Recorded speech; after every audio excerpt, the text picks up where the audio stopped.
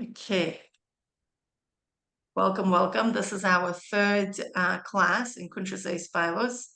And Baruch Hashem, I've been getting a very positive feedback. Quite a few of you have emailed me.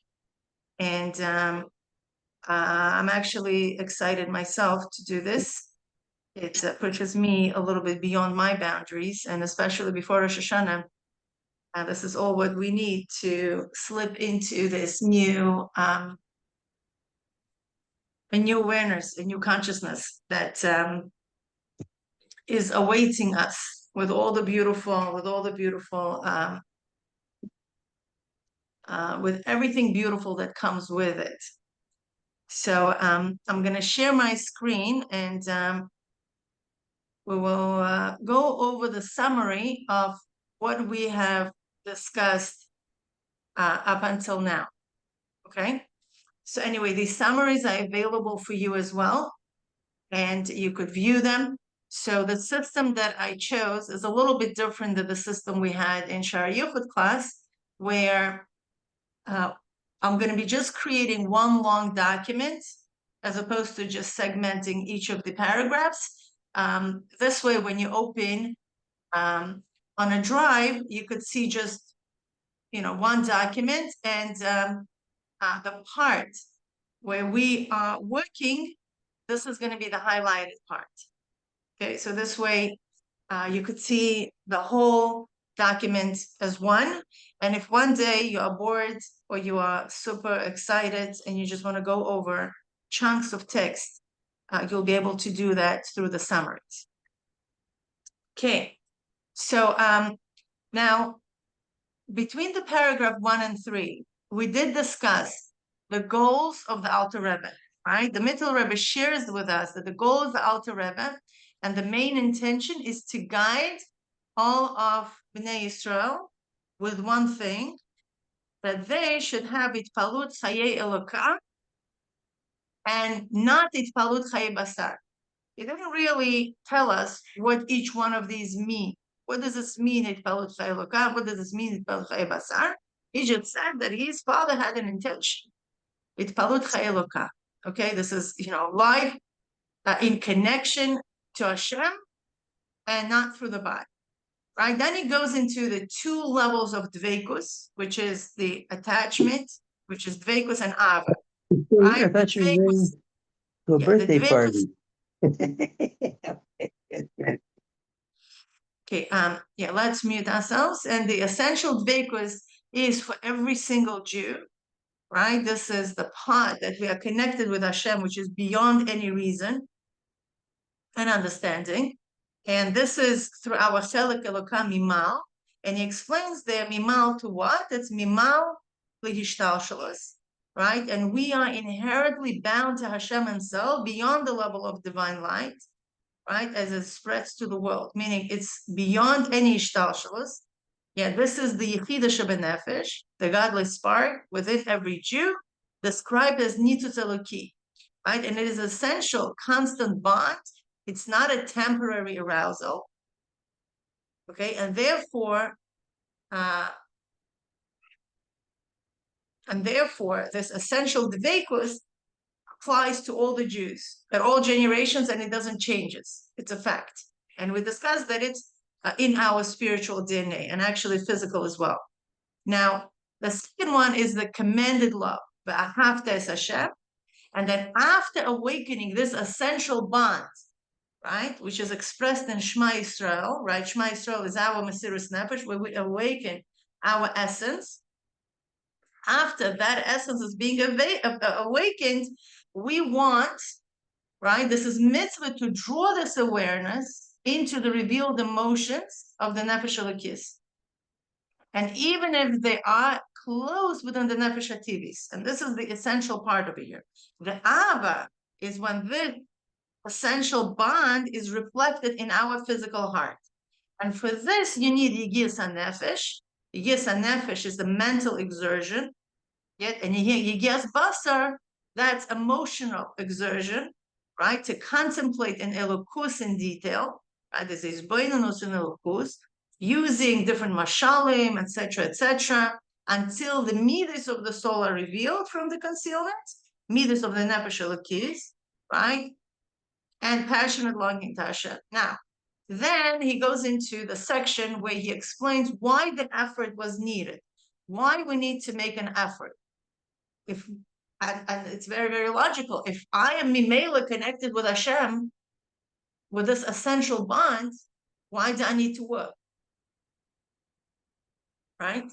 Now, we see with Poel Mamish that, yes, we do have this essential bond, but at the same time, we don't feel it. We don't feel that this bond is so openly revealed on our day-to-day things. And why is it, right? So then he talks about these two types of concealment, right? The Yechida is never blocked by Nefesh haTivis because its light is too transcendent to be concealed, right? There's nothing to fes makom that could hide the light of the Yechida. Yet its light remains hidden by nature, like something holy, which is beyond vessel of the mind and the heart, meaning our mind and our heart are not the vessel for that revelation yet. By contrast, the lower level of Nefesh, Ruach, and Neshama are capable of being revealed in the vessels of the mind and emotions and our heart and our actions. But they're also concealed, right? Not always we have godly thoughts and we want to do godly deeds. Why is it? Because a person may feel a flash of arousal from the Yechida, right? But no, why are they concealed? They are concealed because of the coarseness of the animal soul. The garments of the animal soul are too coarse for the light of our Neshama to be revealed. Right? So now, why we sometimes actually see Yechida is being revealed. Yes, it's true. It's being revealed, through whatever. It could be the time of Elul. It could be Rosh Hashanah. It could be we saw a prayer of a tzaddik, right? And we feel very aroused to Hashem, but it quickly passes. Why is it? Because to internalize the light of the Yechida permanently requires effort. And what kind of effort actually creates a keli in our mind? This is the effort of das, right? Deepening the das through hisbonenus, right? When we're refining the body through struggle with the Nefesh haTivis, right? Refining the brain, the mind, the keli of the mind, so the light could actually penetrate and make a permanent result, right? And now, what are we actually resulting, right? What results are we getting when we're putting our effort in hisbonenus, right? With consistent hisbonenus, the person makes a kaling for the light of the Yechida to rest in him. And this is a very bold statement that the Mittel Rebbe is making here. That does not only reveals the Yechida, but it also awakens the Nefesh, Ruach, and Neshama of the person to come out from the concealment. So by the hisbonenus, we are taking care of the two helams that we discussed. Helam number one was helam atzmi, right? This essential helam is because the Yechida is such a high light that cannot be contained, meaning we're going to create the keli for the Yechida. And the second concealment, the refinement of the body, right? So the body is going to be also refined through the hisbonenus, so the Nefesh, Ruach, and Neshama would feel comfortable reveal itself. Okay, and this is the meaning. Okay, going out of the lower darkness, right? You use that expression, is coming out of the choshech hatachton, right? This is when godly soul begins to dominate the person's heart, right? Then the emotions becomes true vessels for Chayei Elokah, and this is replacing the grip of the worldly desires with deep connections to living Hashem. Meaning, since the Nefesh Bahamis naturally is more connected with the worldly things, okay, is more connected to food, to money, to sustaining the physicality of the world, and that's her main primary goal. Through hisbonenus, she shifts, and she starts understanding that, hey, there's a Hashem in the world, and Hashem brings everything to life, and he is the godly energy. So instead of me focusing on the physicality of the world, I want to focus on Hashem. Okay, and that's the shift that happens with Nefesh Elokis. And when that happens, then it becomes a true avodah, right? then Nefesh Bahamas is not really so, occupied through serving itself and serving the world. It's more becomes Oved Hashem, right? So now he also gives into definition of Hispaalus, right? In Lashon HaKodesh, Hispaalus means movement or shift. Okay, thus, v'ahavta es Hashem is a mitzvah to actively bring love of God into the physical heart, revealing that He is your very life. And that's why the love is one of the 6 mitzvahs, constant mitzvahs, that you can't really measure it. Yeah, it's not like, it's a mitzvah that it's a spiritual mitzvah, but it actually takes place in the physical space, which is our heart and our mind. Okay, so this is so far the summary. Any questions on the summary? Any reflections? Anything that you want to share?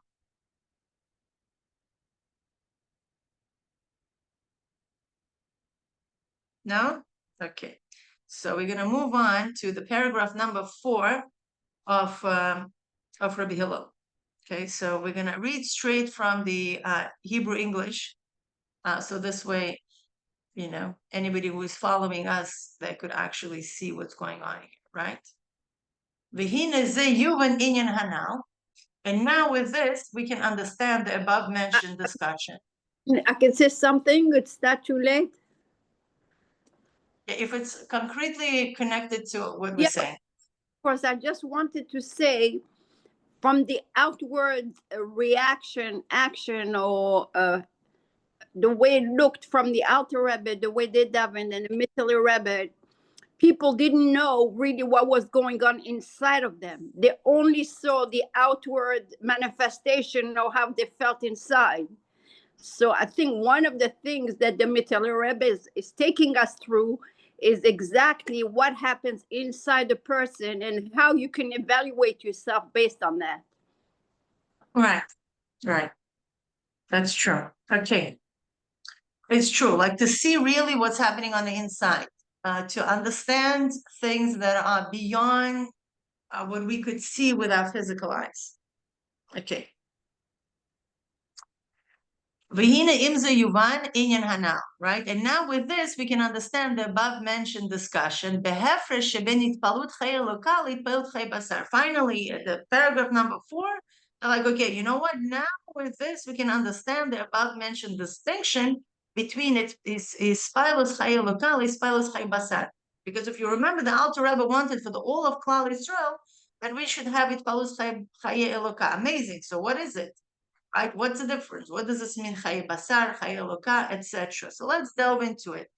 Hispaalus haElokah hu kasher hu poel al yidei hisbonenuso la'orer nekudas Yechida. As simple as it is. What does this mean? The Hispaalus of Elokah is when through his hisbonenus one arouses the point of his Yechida. That's Elokah. Amazing. And what happens? בנפש רוח ונשמה עד שגם נפש רוח ונשמה יתגולו מעלמא ושניהם מאירים בלב בשר החיצוני. Right? And not only that the Yechida is going to get aroused, but it also shines into the Nefesh, Ruach, and Neshama until they too emerge from their concealment and together they illuminate the external heart of flesh. Okay? That's the goal. Meaning that my hisbonenus is going to be so laser sharp and so laser powerful, okay, that it's going to arouse not only my Yechida, but it's also going to arouse the Nefesh, Ruach, and Neshama, the middos of my Nefesh Elokis, to be revealed in my heart of flesh. Okay? And this is what is called Itpalut Elokah Mamash. Okay, so that's a clear distinction. At least now we have the goal, right? Okay, what Alter Rebbe wanted to do, okay, all the mysterious nefesh of writing the Tanya, everything else with the Alter Rebbe, the Middle Rebbe, the Tzemach Tzedek, the Rebbe Maharash, the Rebbe Rashab, the Frierdiker Rebbe, our Rebbe Melech Mashiach. What's the goal? The goal that every single Jew should attain and sustain this level of Hispaalus. Okay? Okay, now, then in reality, ach lefamim eino nogea klal behisbonenus shelo leorer haYechida. But sometimes his hisbonenus does not touch upon arousing the Yechida. Okay, meaning sometimes a person does this by his hisbonenus, but it's not coming to that level. Okay. Basar, right? So arousing the Yechida to shine within the heart of flesh, its inwardness, meaning it's not like that, meaning there are definitely some kind of Hispaalus, or maybe no Hispaalus at all, but it's not to that level.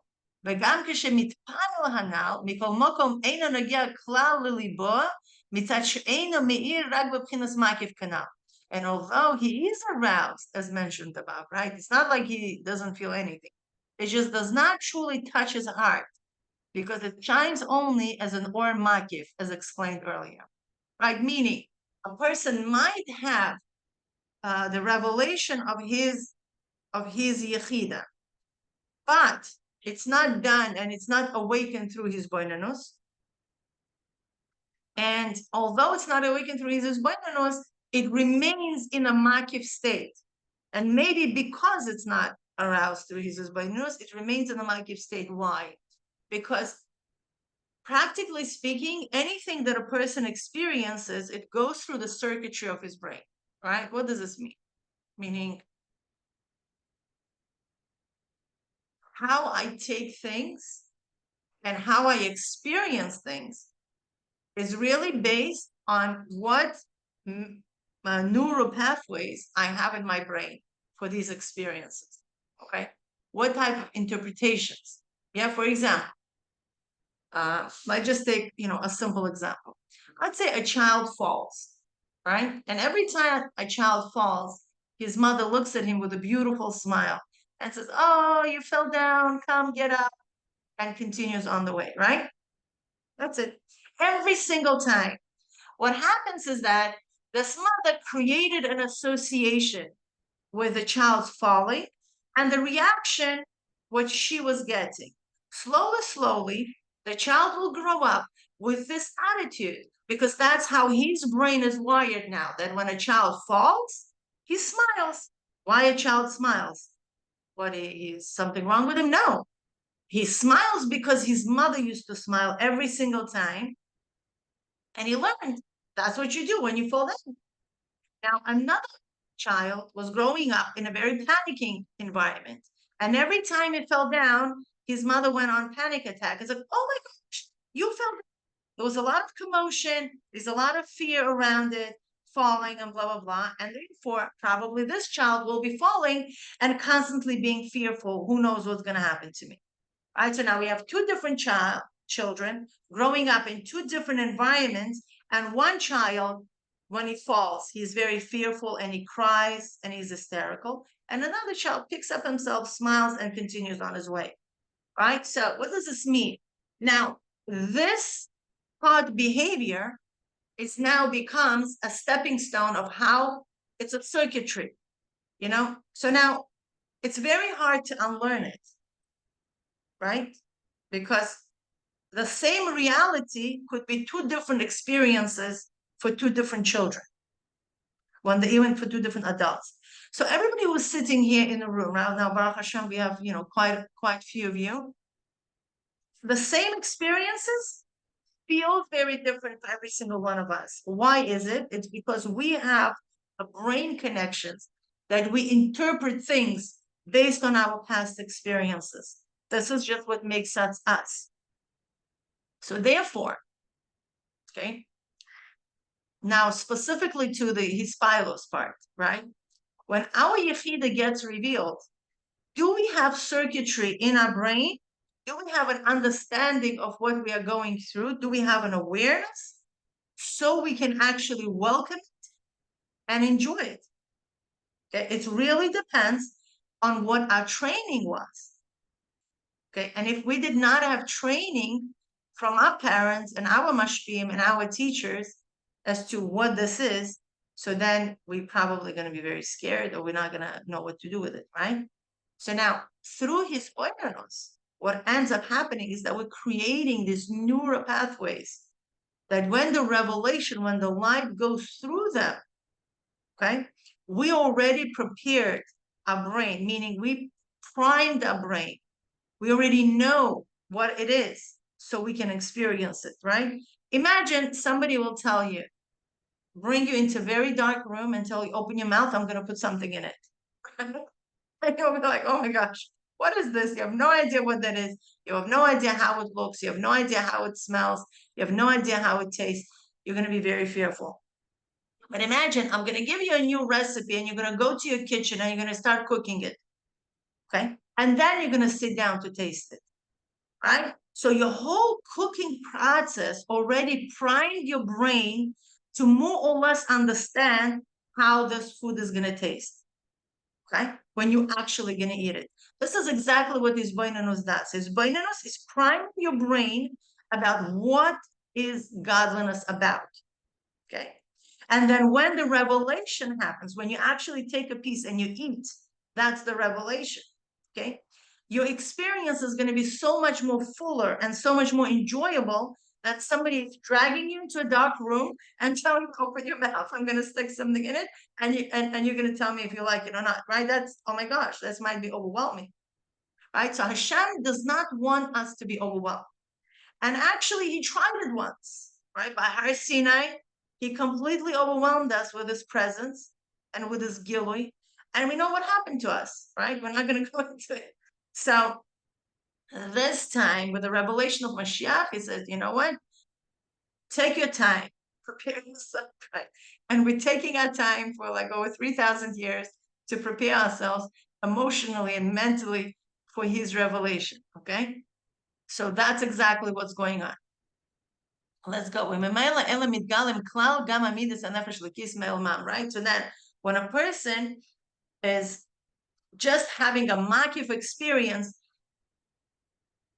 right? The consequences of it, the middos of the Nefesh Elokis do not emerge from the concealment at all, because the body is not refined.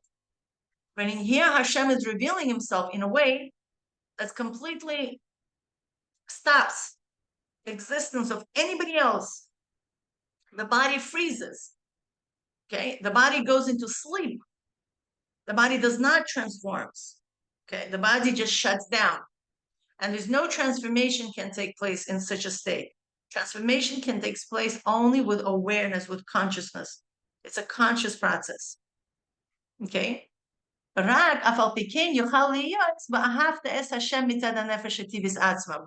happens yet, nevertheless, it is possible to have Hashem through the Nefesh haTivis itself. Okay, so now we knowing the difference between Elokah and Basar. So what does this mean? Our Nefesh Bahamas is going to allow Hashem? Wow. How is that possible? Okay. Okay. מתבטל ונכלל בנפש אלוקיס, שנמשך המיקוח מצד ההסבוננוס. And that's because the intellectual soul, right? We have also Nefesh sichlis, right? That's another additional component. What is Nefesh sichlis and what is Nefesh haTivis? It's a natural soul, Nefesh Bahamas, right? So now all these terminologies, a lot of times people get very, very confused. Okay, let me explain you. This is very simple. We have a godly soul, Nefesh Elokis, okay? And then we have an animal soul. Animal soul is divided into two. Middos, okay, of the animal soul, just middos, without mind, right? That's we know. Very familiar, right? When your mind just go out and you do something impulsively. That's the middos of Nefesh Bahamas, and that's called Nefesh Bahamas, period. Okay? Now, Nefesh Bahamas is not a total animal, right? We all know. It also has an intellect. Okay, so the intellect of Nefesh Bahamas is called Nefesh sichlis. Okay, that's it. That's as simple as that. Meaning, we primarily operate through our Nefesh sichlis and Nefesh Bahamas. And altogether, Nefesh sichlis and Nefesh Bahamas are called Nefesh haTivis. It's just one terminology. So anytime when you hear a term Nefesh haTivis in Ma'amarim, that usually means Nefesh sichlis and Nefesh Bahamas together, okay, as one unit. When the Maimer goes into detail and wants to describe as just the animal part, meaning just the middos, that Nefesh Bahamas. When they just want to talk about the intellectual aspect of the Nefesh haTivis, it's going to call it Nefesh sichlis. Does that make sense? So now, in short, Nefesh haTivis is the natural soul, divides into two categories, Nefesh sichlis and Nefesh Bahamas. Okay, just different components. So, eine מצד שנפש השכלי שבמוח מתבטל ונכלל בנפש האלוקיס. Okay? שמשכנה במוח מצד ההסבוננוס. Right? That is because the intellectual soul, נפש השכליס, in the mind becomes nullified and absorbed into the nefesh Elokis, okay, whose dwelling is in the brain through hisbonenus. Right? What happens is that when a person starts doing his hisbonenus process, what ends up happening is that our natural soul, okay, our intellectual natural soul, right? It's a human intellect, we call it. Our human intellect becomes nullified and absorbed, meaning it's kind of like moves aside. The Nefesh Elokis starts revealing itself through the hisbonenus. Okay, but that's beautiful. But you know what? עד שמתיישב אצלו עניין האלוקי, רק שממנו הכל. וגם עכשיו הכל בטל אליו. So what's the first understanding that Nefesh Bahamas comes to? Until the godly concept settles in his mind, that everything comes from Hashem, and even now, all is nullified to him. Okay, this is the cloud, this is a general understanding that Nefesh Bahamas just realizes like, oh, there's Hashem in the world, and everything comes from Hashem, and everything is nullified to Hashem. So when all of a sudden this awareness hits the Nefesh haTivis, something happens. And also, only that he's constantly renewing them at every moment. That's also a new awareness that Nefesh Bahamas gets to. And she's like, oh, then middos and the Nefesh haTivis atzma mitpalim lefi shah mitzad sheteva middos lidos nigrar achar sechel. Then the middos of the Nefesh haTivis themselves are aroused. Okay, now meaning the animal soul is aroused temporarily because in its nature the middos follow after the intellect. Okay, so when the intellect is excited about, oh my gosh, there's Hashem in the world. Oh my gosh, everything is coming from him. Oh my gosh, it's being renewed every single moment. Okay, all of a sudden, in the heart, there's like, wow. And they are drawn after the intellect. But the key word here, it's temporarily. Okay, they are temporarily aroused. כידוע בעניין לפי sichlo יהולל איש, right? כמובן ברשימה right? And there is no regarding the verse that according to his intellect, a man is praised, and as explained in the Rishima of the Magbi. Okay, so these are the sources where we have that the person's intellect, okay, arouses the emotion. Okay, about middos hanefesh Elokis lo niglu adayin klal, but in that state of awareness of this initial Hispaalus, the middos of the Nefesh Elokis have not yet been revealed at all. Okay? Ki hahisbonenus lo haisa amuka kol kach lingua bebeis minei helam kanal, the Yechida v'Nefesh Elokis. Why is it?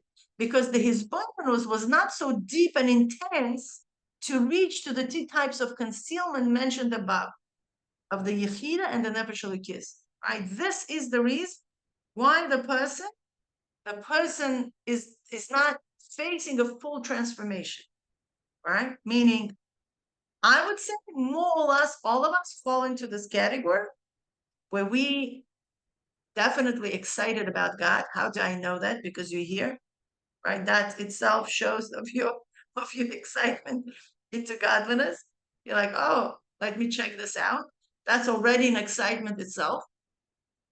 So, and then we just flop, when we are in a holy environment, all of a sudden we feel connected. Hashem is so obvious and revealed to us.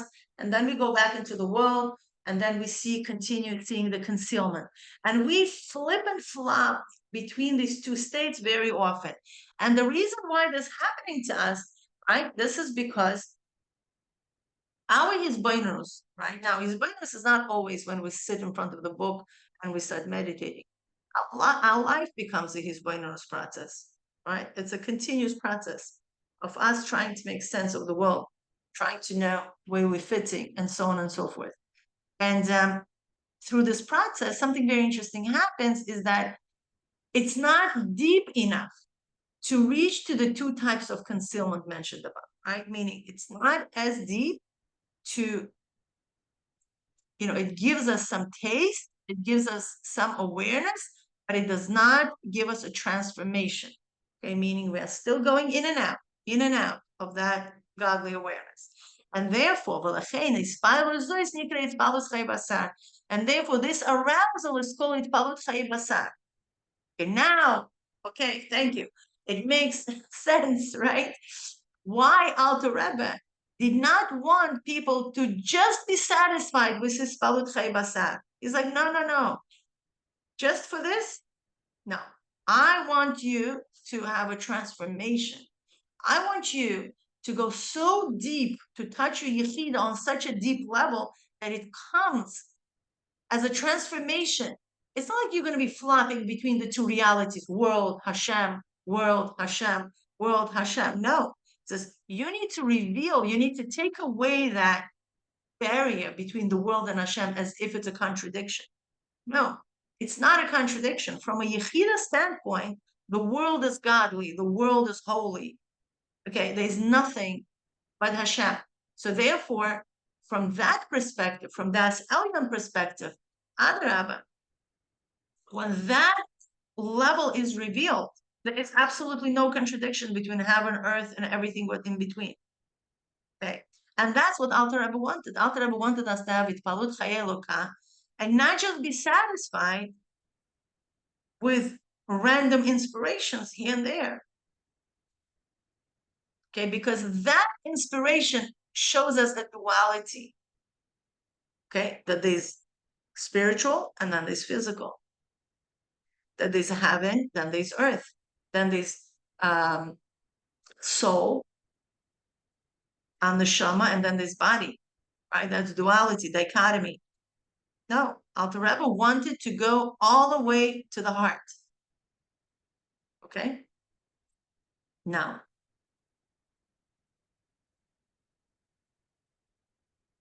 right? And this is enough for now, right? The distinction to know and sense within oneself the exact difference between them will be explained in third chapter. Okay, not in third paragraph, in third chapter. So he's telling us this is more or less a general distinction between Hitpalut Chayei Elokah versus Hitpalut Chayei Basar. Obviously, within the person, how to feel it and how to know who is what and when, that will be explained later. Now, let's see what other things that could happen to a person.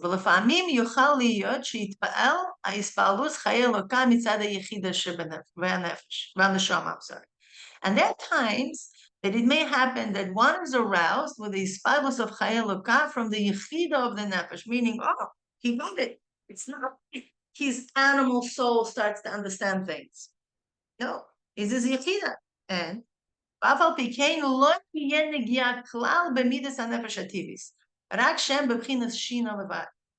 right? And yet, there is no effect at all upon the middos of the Nefesh haTivis, which remain in a state of sleep. Okay? But Masha'enkein Hispaalus Chayei Basar, שנתפעלו המידות לנפש הטבעית לפי שעה. Where is in Hispaalus Chayei Basar, the middos of the Nefesh haTivis are at least aroused for time. So over here, okay, but even though they have not been completely transformed. So over here, he's going and contrasting. He's like, you know what? It's true. Sometimes a person's Yechida is aroused, but it doesn't touches the Nefesh Bahamas. It doesn't touches the animal aspect. As an animal aspect, as this passes out, okay, the light of the Yechida is so strong, I'm just going to go to sleep. Let it shine. Okay, I know it's not going to stay here for too long. Okay, and then the light of the Yechida vanishes, and then an animal wakes up again. Okay, now the advantages of Chayei Basar is that even if it's not so intense, even if it's not so transformational, but at least the Nefesh Bahamas is now actually doing what needs to be done. Okay, is actually feeling the Hispaalus of Elokus. Okay, and that's the advantage point. So at least there's some kind of transformation, some kind of movement happening. Okay, but it's not completely transformed. And that's what he says. And therefore, there is an advantage to this Ava.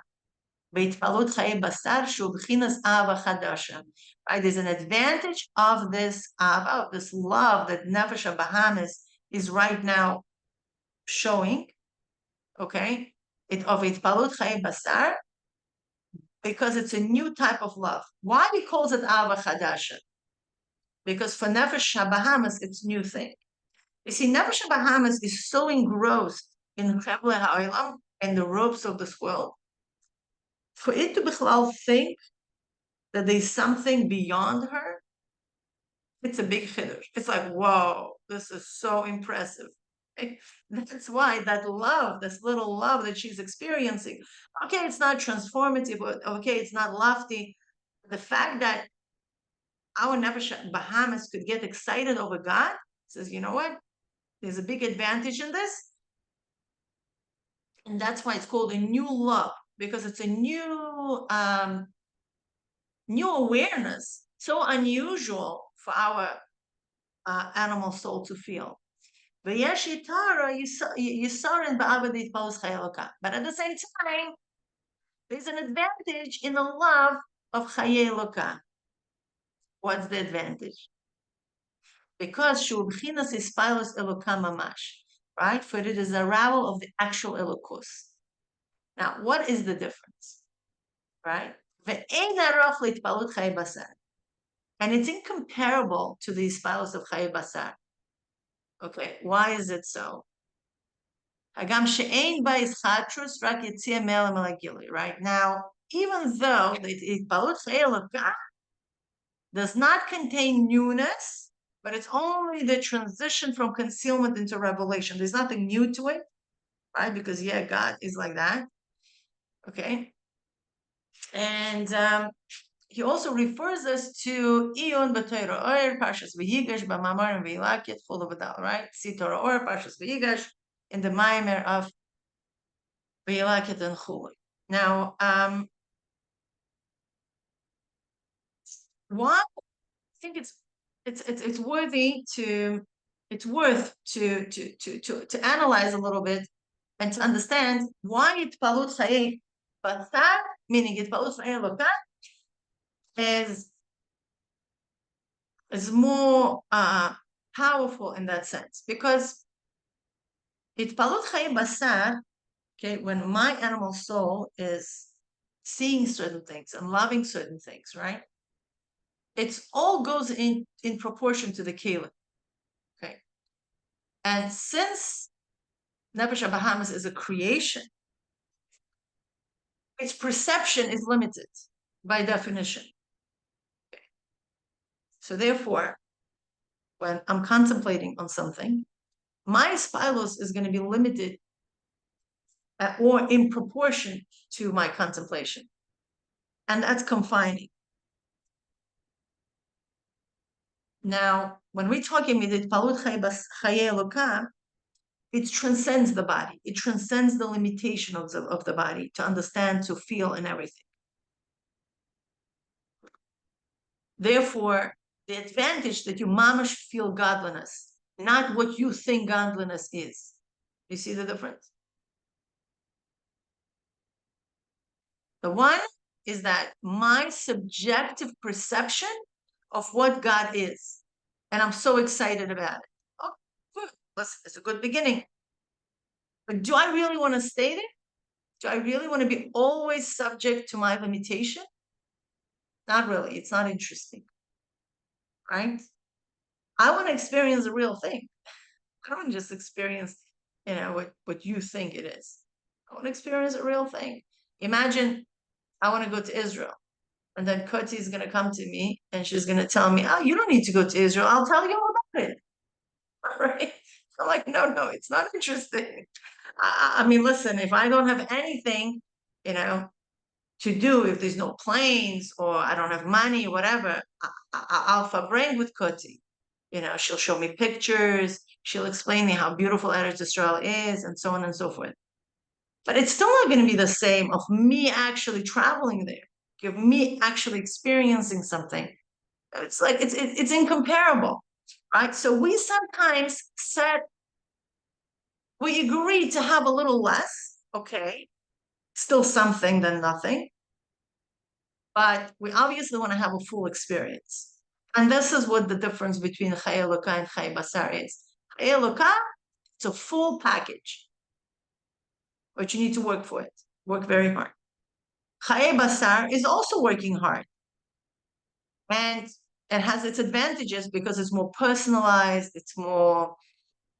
it's actually slowly moving the Nefesh haTivis, but it's not a full picture. And therefore, it's like, we're kind of lingering between the two.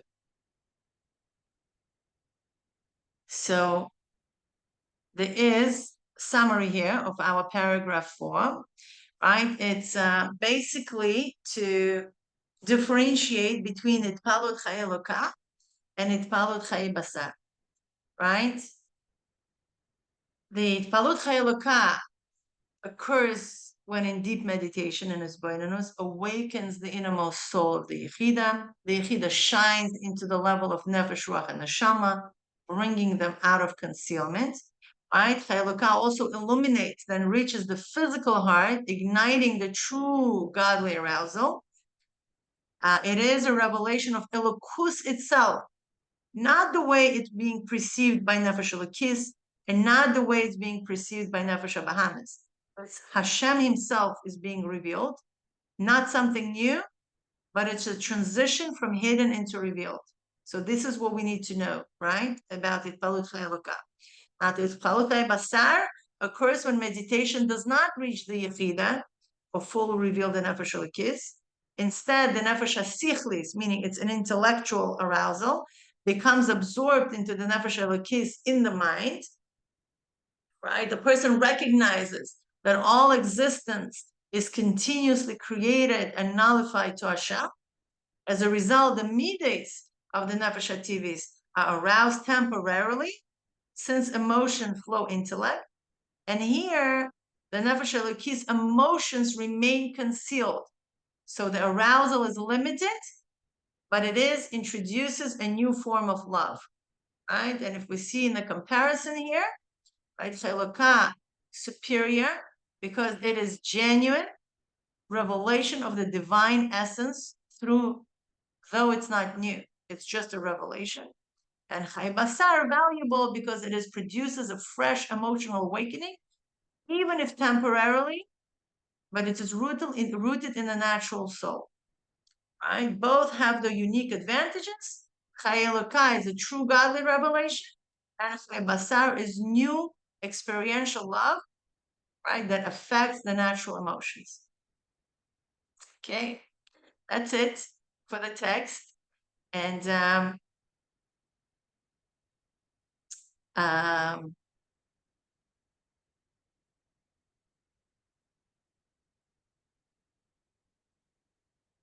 okay, good. I see Rivka shared with us that reviewing Kuntres Hispaalus on Shabbos morning, it is true so different than either imagining or even just listening in a class and letting another person fill in the understanding for me. Okay, great. Baruch Hashem. Okay, so what I would want to do, maybe for the remainder of the class, would be a great time if you could share. So we can actually, remember the concept. I will divide you into maybe two or three groups. And if you could have a 10-minute discussion about what we've learned, understanding the difference between haElokah and Basar, and seeing and just sharing, comparing these two levels. Okay, are we good on that? Okay, so these breakout rooms are going to be random. We're going to do 3 groups, and it's going to be assigned automatically. So you should see it on your screen. It would be really great if you could, go onto these breakout rooms and have a short discussion. And B'ezrat Hashem, we're going to come back and wrap up. All rooms are open, and please join the.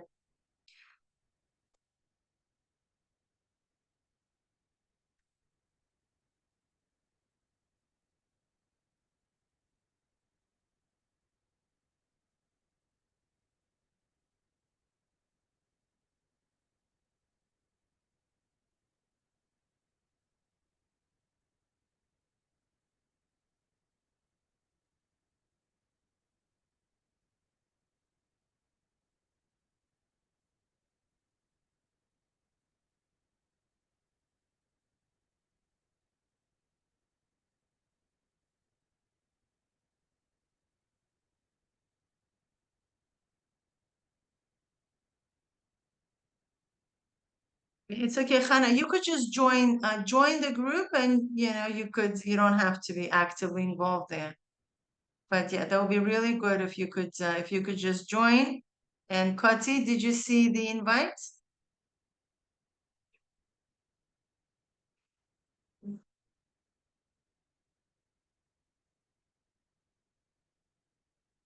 Yeah, Tzipi, you want to join the breakout room and share your perspective?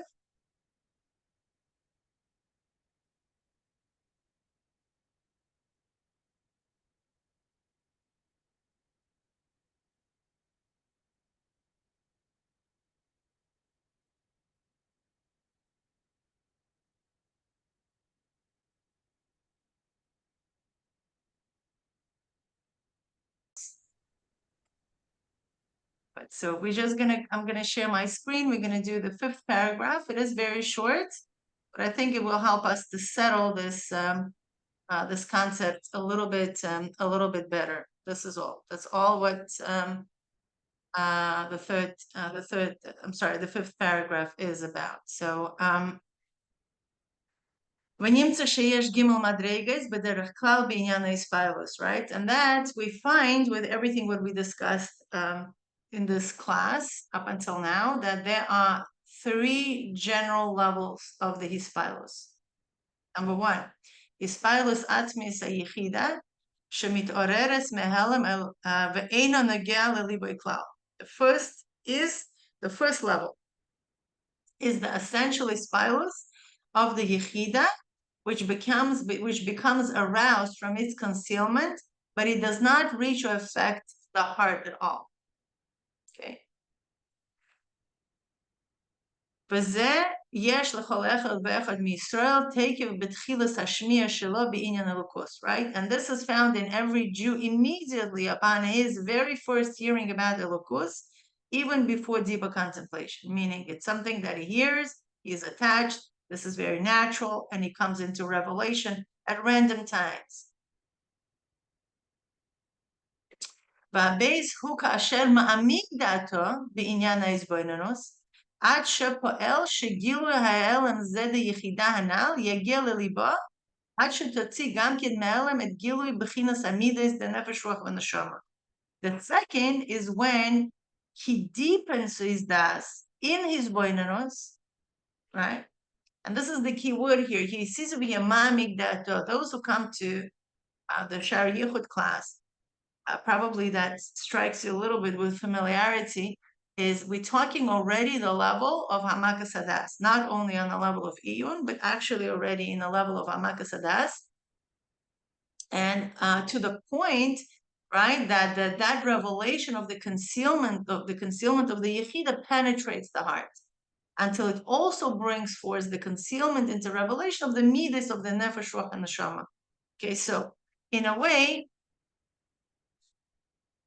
when that level is revealed, okay, that's where the transformation happens, right? Right? And these two levels are Hispaalus haElokah. The first one, it's the Yechida is being revealed, but it's not transformed. The second one, the Yechida is being revealed and also schleps with it the revelation of the Nefesh, Ruach, and Neshama, meaning it's not only the Atzmis of Yechida gets revealed, but it's also the Nefesh Elokis gets revealed, and that is done through hisbonenus, and that's called haElokah. Okay, now, now the second level, it's not always going to touch Nefesh haTivis, klal. Sometimes it gets revealed a little, meaning it touches the animal soul a little bit. And sometimes it actually transforms the full Nefesh haTivis to the point like a person becomes a tzaddik. Okay? So that's a second level. Now, the third level, b'chinas hagimel, kasher tiyeh holadas ahavan b'nefesh haTivis. Right? When a person is actually, this level is when the love is born within the Nefesh haTivis. Why is it called born? Because it was never there. Nefesh Elokis, all what she cares about is Elokus. The love and fear is there. She doesn't need to work on her love and fear. There's nothing to work on. This is her whole metzius, is love and fear. Now, Nefesh haTivis not necessarily. Nefesh haTivis likes, I don't know, money, likes to eat, likes to sleep, likes to have fun, loves to live in the world and enjoy the world and all these beautiful things. Okay? So where's Hashem here? Okay, so, she loves Hashem, that's its chadshus, that's a new thing. That's why it's called is a birth of something new, right? The same way how a child is not just a continuation of parents, it's a new identity, it's a new thing. The same thing is here. Nefesh haTivis all of a sudden gives birth to something new. How she is able to do it? Mitzad asef of Nefesh haTivis. Hanichlel b'nefesh Elokis mitzad haizgarut haizbonenus the Nefesh Elokis hitgabrus. I'm sorry, of the hisbonenus of Nefesh Elokis. Right, and this third level, right, is when the intellect of the Nefesh haTivis becomes absorbed in the intellect of Nefesh Elokis, right, and as a result of the overpowering of the hisbonenus of the Nefesh Elokis. V'az ein nigla rak Chabad the Nefesh Elokis, and then only Chabad of Nefesh Elokis gets revealed. The middos are not involved. Okay, v'lo b'chinas the middos the Nefesh Elokis. And this is Hispaalus Basar, right? That is only an intellectual perception, and the middos remain where they are. They're also excited about God, and they're also excited about the world. There is no full transformation. The full transformation actually takes place with a second level, where it's actually penetrates the heart. What comes to my mind is a story of Rabbi Yekusiel Lepler. I don't know how many of you are familiar with that, but it's a quite wildly spread story. It was a chassid of the Alter Rebbe, and at one point he was a salt merchant, and at one point the Alter Rebbe, he was coming through his town or something like that, and not exactly the details, all the details of the story, but he really wanted to see the Alter Rebbe. His Alter Rebbe, Rebbe's Gabbai didn't want him to go in or something like that. And he went to the town, in his town, walked through the night, and he saw which of the windows had light in it. And he just climbed over and he went right into the Alter Rebbe's place. And the Alter Rebbe asked him, like, what do you want? And he told him, cut off my left side. And Alter Rebbe said a pasuk, some kind of pasuk with a special nigun, and then that's it. This person became a tzaddik. He was very happy because there were times where an inspiration would come, and this guy would be davening, this chassid would be davening, shacharis, mincha, and ma'ariv. That's all what he was able to do, basically. Okay. And sometimes it would feel like an ordinary person. What a tzaddik! It doesn't have a yetzer hara, so he wouldn't commit averos. But the tzaddik doesn't mean that they have this, lofty awareness of God, because they still, the levushim of the body still conceal the light of the neshama. So what happened with him is something very interesting. He would say that, those days that he was inspired and, davening very long and, all that stuff, he would call it tzaddik prisho, tzaddik came. And when he would feel more or less like an ordinary person, who said tzaddik ushol, that the tzaddik left. Okay. And that was until the Mittel Rebbe became the Rebbe.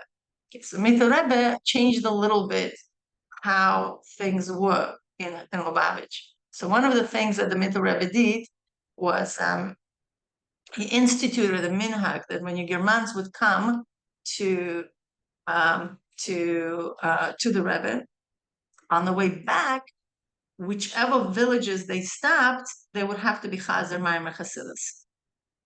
And one of the younger mans like this came to Rabbi Kusil's Lepler's town, and he started saying chasidus. Now, Rabbi Kusil Lepler didn't have a chance yet to visit the Rebbe, so he didn't know that the Rebbe was in chasidus was the way it was presented was a little bit different than Alter Rebbe's. And he basically, was so confused because the mimer was very long and very detailed and was not like what he used to hear from the Alter Rebbe, a shorter mamarim. And he got, very confused. He thought that he understood Chassidus. All of a sudden, this guy is coming, telling him something that he doesn't know. So he held that guy for 1 week in his house.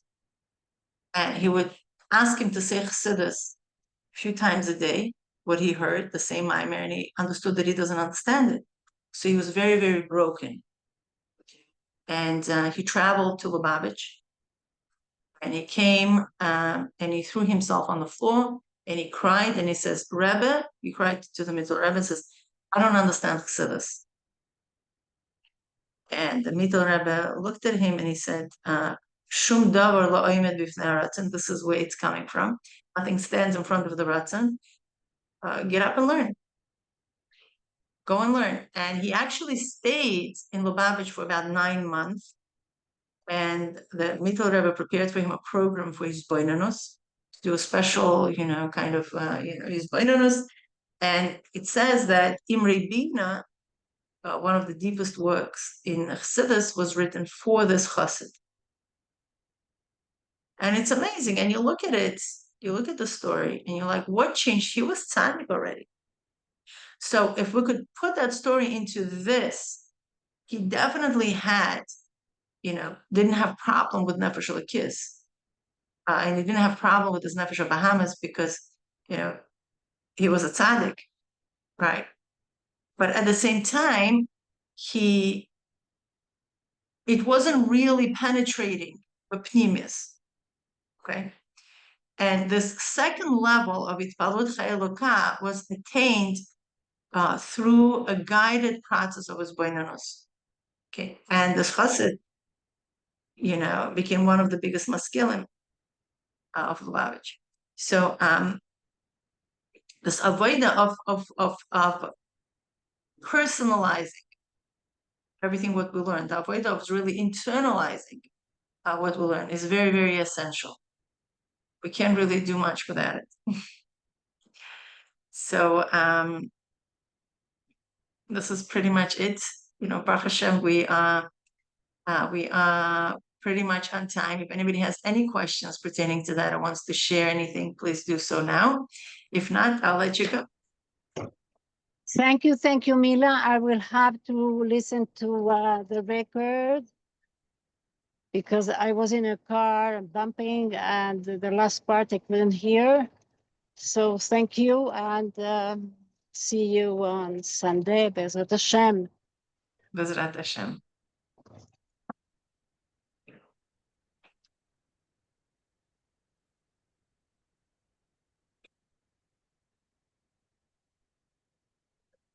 Okay, beautiful.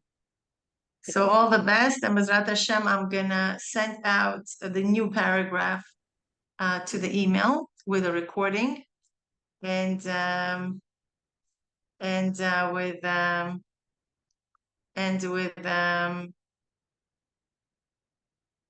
yeah, with a drive folder, but everything is in the drive. Oh, Hashem. Okay, all the best. Thank you for joining me.